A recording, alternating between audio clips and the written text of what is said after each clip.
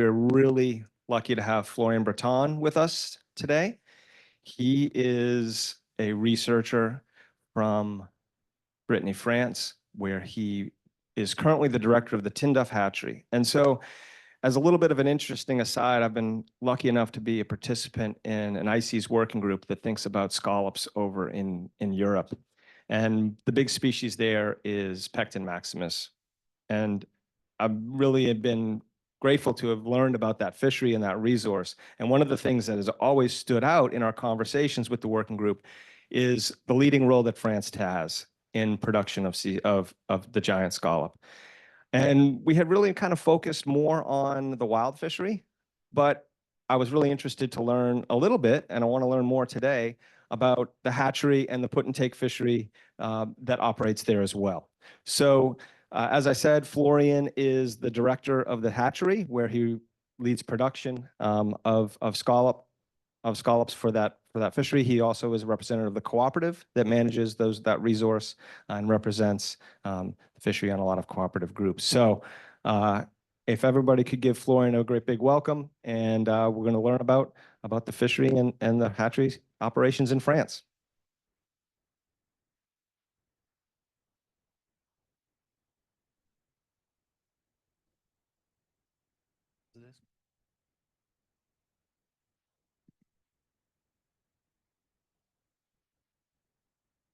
So, hi everyone. So I'm Florian Breton, the manager of the Tinduff hatchery. It's an hatchery producing Pecten maximus and Mima clames varia spats for fishermen. I met some of you in the Pecten workshop in April, so they already know my beautiful French accent. And for the rest of you, sorry if I made some mistake during my presentation. Okay. So following discussion with Mark Dixon, I have decided to present the Tinduff hatchery from an historical point of view with his creation and his role with the Fisheries Committee. And second part was the production of the Tinduff hatchery and his impact on the Brest Bay fishery. And third part, I will present you the collaboration with scientists. So the Tinduff hatchery is located in the west coast of France, in Brittany, and more precisely in the Bay of Brest, which is a bay of 180 square kilometers. And to understand why the Tinduff hatchery was created, we have to look at the Brest Bay fishery history. Here, it's the production of Pecten maximus in the Brest Bay fishery at the beginning of the 50s to the creation of the Tinduff hatchery. So it's important to note that at the beginning of the 50s, it was the beginning of the mechanization of fishing. There were around 200 boats fishing in this bay. And so we reached 2,050 tons by year in the peak. And we saw a decline because the stock were overexploited. At this time, there is no fishing time, no minimum size, no fisheries management. So the stock declines, but it was especially during the winter 62-63, during this climatic event, that the Brest Bay was partially frozen. And Pecten maximus, it's a temperate species. It doesn't like hot or cold weather. So there is a collapse in the stock in this year due to high mortality. We went from 1,400 tons to only 300 tons. And subsequently, the fishermen continued to fish without management. At the end of the 70s, the stock was around 30 tons. That means that hardly any scallop left in the Bay of Brest. So as consequence of poor management fishery and climatic event, the fishermen of the 80s wondered if they can replenish their stock. So in 1983 was created the Tinduff hatchery on the initiative of the fishermen, helped by a local scientific and politician. And it took 10 years to master the entire process of producing juvenile Pecten maximus suitable for sowing. The aim of the project at the beginning was to restock the bay up to 500 tons, which will be sufficient to reboost the reproduction. But during the years of research, it became clear that the variation in recruitment was too important, and The project moved to restocking from support stock. That means every year the fishermen put a certain quantity of spat in their bay to have a minimum to catch. It's a kind of insurance for them. When the process was mastered and the stock started to rise, all the production was performed by the Tenerife hatchery staff without the help of the scientists. So in 1994 was created the Tenerife Association, bringing together fishermen, scientists, and local politicians. At this period, the Tenerife hatchery was full funded by fishermen. And due to its success in the bear breast, because the stock rise and increase, other fisher brands from France want to support the stocks too. In 2004 was created the Tenerife Hatchery Maritime Cooperative, which is exclusively managed by fishermen, by the French Fisheries Committee and fishermen from Granville to La Rochelle. We work with all the little fisher ground of scallop in France. As a manager of the Tenerife Hatchery, I'm also a member of the Fisheries Committee Council, and I'm also in several scientist institutions. So today we produce 10 to 25 million Pecten maximus post larvae, leading to 7 to 12 million of 3 centimeter spat. The production benefits to 250 boats, and the landing who come directly from the Tenerife hatchery production is estimated to 500 to 800 tons per year. And the fisherman revenue are estimated at 1.5 to 2.4 million euros. And the cost of the hatchery, annual cost, it's 0.7. So to produce this scallop, there is 3 main phases in our process.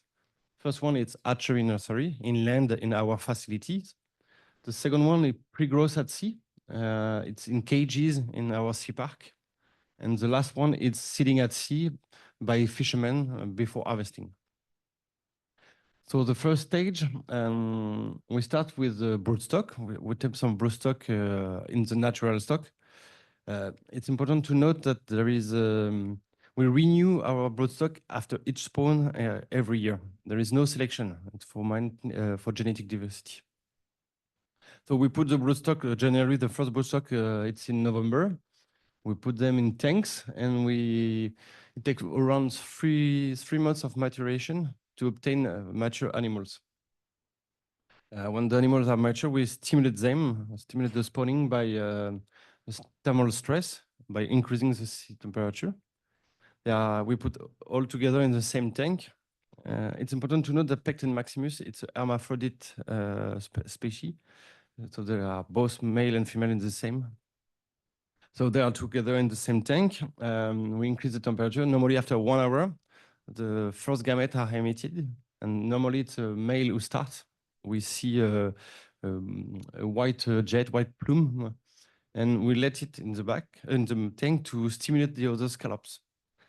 And when we see an orange plume, we know that it's a female part was emitted. We take the female, we isolate it in little tanks, because when we collect the eggs as we go along, because when we are looking for the other scallop, she can change sex, and we don't want any fertilization take place.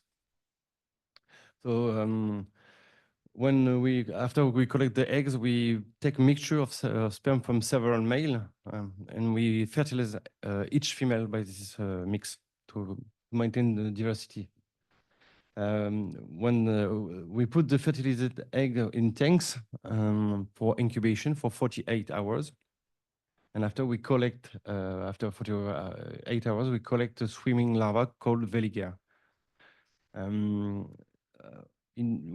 It takes around 4 weeks to the next stage, pediveliger larva. And the larva is grown, and we see the sign before metamorphosis, like the beginning of gills, appearance of the foot, and they change their behavior. They go to the bottom, they want to settle. But we know that it's the right time to transfer them to the nursery. So we put them in tanks, in cylinders with thin mesh, And after metamorphosis, they are fixed on this mesh, attached on this mesh, and they measure 250 micrometers. And we change the weather. We give food every day. And after 6 weeks, they reach the size of 2 millimeters. And at 2 millimeters, we transfer them to our cages in Sea Park. And we disattach them delicately with a thin brush. We packet them to transfer to our Sea Park, and we put them in nets with a thin mesh of 500 micrometers. These nets are put in cages, and the cage are put at 12 meters deep. So they grow in these cages. And when they reach the size of 10 millimeters, we change the net with a big mesh, bigger mesh, and we sorted out splitting that. That's why the growth continue in good condition, and it take 4 to 6 months more to obtain the size of 3 centimeters. So at this size, we deliver them to the fishermen. But why 3 centimeters? It's because at this size, they no longer live attached. They can swim, really look like some adults, and they can swim and they can bury themselves in the sediment. And the survival is better at this size. That's why we see them as 3 centimeters. And when the fishermen see them, after 2 to 3 years, they can harvest at the commercial size. So here it's the production of Pecten maximus in the Bay of Brest from the creation of the Tandy hatchery until today. You can note an increase of the production in the 90s, which correspond to an increase of Tandy hatchery production and an increase of the quantity seeding. In the 2000, we see a stabilization, a plateau of the production, corresponding of a stable quantity of seeding scallop. At this time, there were 60 boats fishing and paying a license of 3,000 euros by year, allowing around 3 million seeding scallop by year. You can see some decline in the production. It's due to partial closure of the fishery due to harmful algae bloom, ASP, amnesic shellfish poison, due to pseudonychtia. And in 2014, there is a big closure, 1 year and a half closure, which caused a big economic problem for the fishery. After this closure, half of the boat had stopped fishing.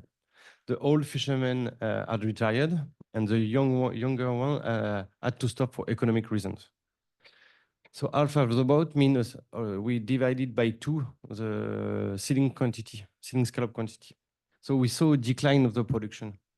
And it was decided in 2021 to increase the seeding scallop quantity. And we know an increase of the production in 2024. So we can conclude that there is a big dependence of the Bay of Brest to seeding scallop. And seeding scallop can represent 30 to 70% of the total cost. We know this share, we can quantify this share by recognizing seeding scallop. Pecten maximus deposit limestone every day to build this shell, and in winter there is less food, cold weather, they stop growing. So they mark a ring. We call it the winter ring. And we take our scallop out of the cages, transfer to the seeding area. They are stressed by the transport, and they stop growing for a few days. And they mark a stress ring too, and we call it the seeding ring. In the second year, they grow normally, and they stop growing on the winter, second winter. So when you see this double ring on the first year, you can know that it's the scallop come from the Tandy hatchery. And we use this double ring also for to select broodstock. When we see this double ring, we don't use scallop with this double ring, which come from directly from the Tandy hatchery. Here, it's an example of seeding management in the Bay of Brest. So there is two kind of seeding on natural beds, the green one. It's area where are open to fishing like the other area in the Bay of Brest. And there is seeding on reserves. It's area where are closed for fishing and seeding at higher density. When they are open by rotation. This pattern was true until the closure of 2014. We completely changed the fishery, Brest fisheries. Because the fishermen can get a fair price, they decide to fish more intensively this area. So to conclude this part, I would say that seeding scallop, it's an additional tool for fisheries management, but it can be sufficient by their own. Like size of the boat, time fishing, size of scallop. It's a tool for in the strategy management to achieve a balanced stock. So we see at the beginning, scientists play a key role in the creation of the Tandy hatchery. And today, 40 years after the creation, we develop many collaboration with scientists as a technical platform, and I will present some of them. So the first one is DRPN with IFREMER and Finisterre Fisheries Committee. The aim of this project was to study the importance and habitat on the black scallop. With black scallop, it's not like Pecten maximus; they stay attached on the support all their life. And the project highlights the importance of density and diversity of the habitat in survival of black scallop. The second one, it's program impact. The aim of this project was to measure the impact of wind farm works in the Bay of Saint-Brieuc on scallop and clams, and particularly in the impact of sound from the larva to the adults. And the main result was the impact on metamorphosis. The third project was Project Masquet, a big project with several fisheries committees and IFREMER, CNRS. There is 3 work package in this project. The first one was a study on the Pseudonychia, the harmful algae. The second one was on Pecten maximus, and the third one was on Mimaclamis variam. We work on the two and the third, the second and the third work package. The second study the specificity of Pecten maximus in terms of contamination and decontamination of domoic acid. And the third one was to better understand the life cycle of Mimaclamis varia, to produce it at an alternative of Pecten maximus during harmful algae bloom. So now it's the new project. The program Phyto just started in April. The aim of this project is to isolate and produce local phytoplankton for improvement of hatchery production. It's in partnership with Shellfish Regional Council of Brittany, Sorbonne University, and 4 hatchery of Finisterre. There is Tandy hatchery for Pecten and Mimaclamis, and another hatchery producing clams, another fly toaster, and the last one is a little bit different because it's abalone. It's not the same phytoplankton you are looking for. And the last project is Project Procogene, and we hope it can start in 2025. And the aim of this project is to produce Pecten maximus juveniles from local broodstock. There is a world package where on genetic diversity of 3 different populations in Brittany to see if there is some local adaptation in this population.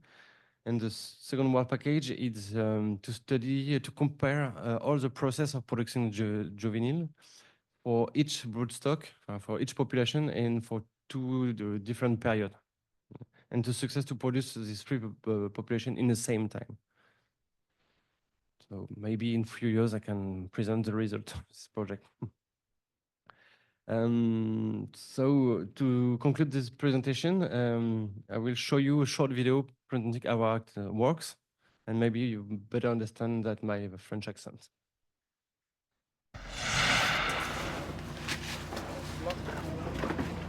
Ces petites coquilles Saint-Jacques qui virevoltent vers les profondeurs de la rade de Brest ont une histoire particulière. Elles ont vu le jour à l'écloserie du Tinduf par fécondation in vitro. Avant de trouver la liberté, elles ont grandi en milieu naturel pendant plusieurs mois dans ces casiers, bien à l'abri des prédateurs.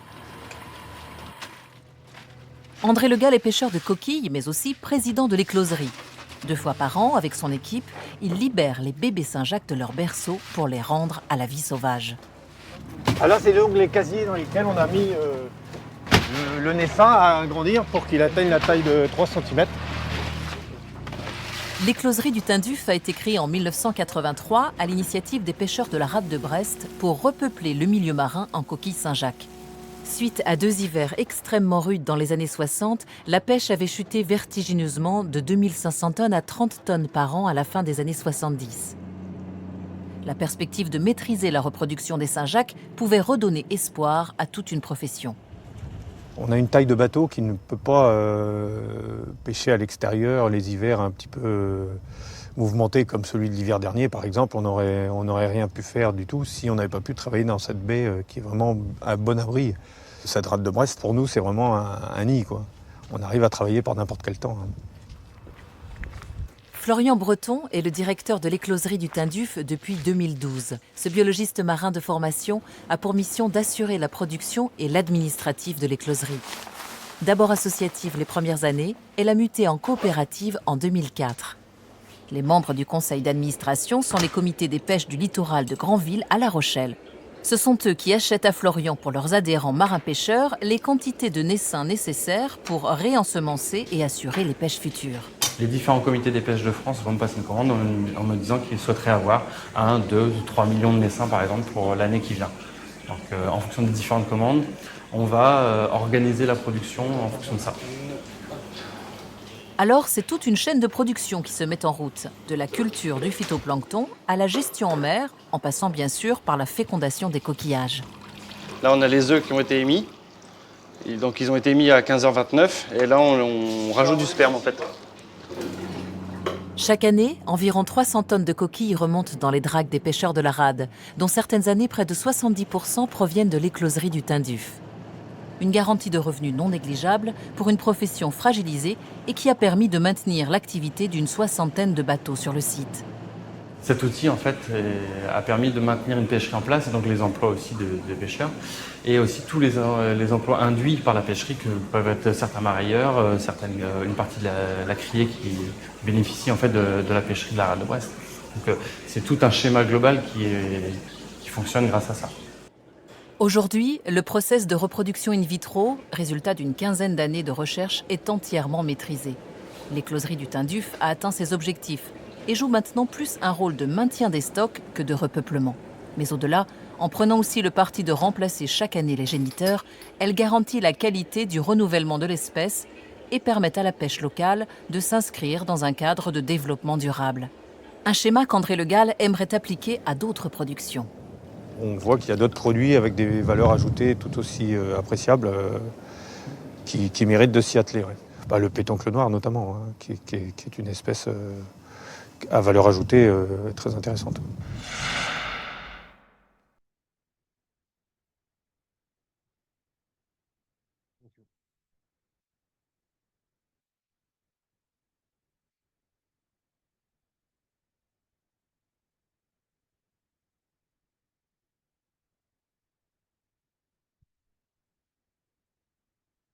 Great. Thank you, Florian. That was a really interesting presentation and a lot to digest there that we might be able to talk about. So we have about 5 minutes for some additional questions. If anyone has anything that they want to ask of Florian. We have folks on Zoom, so we want to make sure that they can hear the questions. So Connor's going to come around with the microphone. Hi, thank you, Florian, for that wonderfully interesting presentation. I have so many questions, but I think I'll start with a little bit more about the business structure, perhaps. So it started as an association of fishermen. You sell your spat to the various, are those fishing cooperatives, those entities? Okay, so those are fishermen run and they decide. So yeah, tell me a little more about how that works. Okay, it's a cooperative. The owner of the cooperative are the French fishery committees and the fishermen. And there is the money come from the fishermen directly. I explained that in the Bay of Brest, it's 3,000 euros by year by fishermen. But from Granville to La Rochelle, it's nearly the same. Sometimes 2,000, 2,004. The last one is 1,500 euros by fishermen. All the fishermen paid a license fee. The fisheries committee take the money and buy some scallops to the hatchery, to the cooperative. So we work only with the fisheries committee of France, not with private company, private person. Okay, thank you. And then the management of the Bay of Brest is an isolated management location? Yeah. Okay, For example, the point of Brittany is Finistère. There is 3 different fisher grounds, Morlaix, Brest, and Concarneau. Each fisher ground have its own fisheries management. There is national rules you can go under, but you can have some more strict rules. For example, in France, it's 10.2 centimeters for the size of the scallop. In Bay of Brest, now it's 11 centimeters. Fishermen decide to make more size. okay. All right. I'm going to corner you later, but if it's somebody else. Thank you. And if you could just, as you ask a question, just identify yourself. I think that'd be good for the presenters on people on Zoom. Yeah, Andy Karawanchis Fisheries. 2 questions from brief things that were mentioned in the presentation. Predation by starfish, 1. 2, the study about pile driving noise from wind projects. And I'll let you respond. Yeah, I forgot to precise that when the fishermen choose the seeding area, they consider the presence of predator. So with starfish, nearly easy to choose, but there are some kind of sea bream who can eat the scallop, the natural one and the seeding scallop. So they take that in consideration. For example, for sea bream, it's nearly on April, May that there is this big predation. And since 2 or 3 years, there is less sea bream since 2 or 3 years. But in other part of Brittany, Concarneau fisher grounds, in 2021, the octopus arrived and they eat, there is no scallop now in the Concarneau. So they stop seeding because the fishery stopped completely. But maybe the fisheries committee say maybe we know that octopus is very big variation in their life and maybe can disappear too. And they want to stock some money to replenish the stock if the octopus go. So they manage like that. And in the north of Brittany, there is no starfish. So each fisher ground have its own management. And the other question is on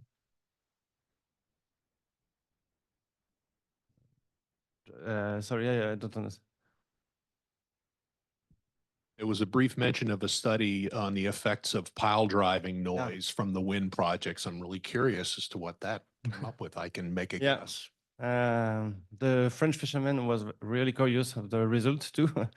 But in fact, there is not a lot of impact on the production, on the life of Pecten maximus.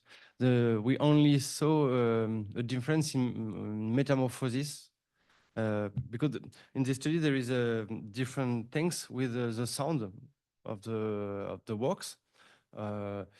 50 meters, 500 meters, 5 kilometers to see there is, and there is only when you are close to the farm works that can change the result of the metamorphosis. Only 20% or something like that. It's not a big impact. And it was a surprise because we put adults for 3 months of conditioning with 190 decibel. They don't move. The larvae, at the beginning, I thought that they can die with a high level of sound. They grow, they feed, they eat. Only at the special size that the metamorphosis is sensible phase, only at this phase. So Dave, we've got one question back here, and then I think we need to move on. We will have Florian on the panel after the break. So if you have questions, feel free to write them down so that you can remember them. And we'll have one more question. Thank you. Colleen Suckling from the University of Rhode Island. I was just wondering if you had any challenges getting a permit to seed the fishery, and if you could just share some of those challenges. I don't understand. I'm sorry. I was wondering if you had any challenges getting permission to seed the fishery from the hatchery. No, there is no permission. It's a fisheries committee who would decide to seed where they want. Yeah. Great. Thank you, Florian.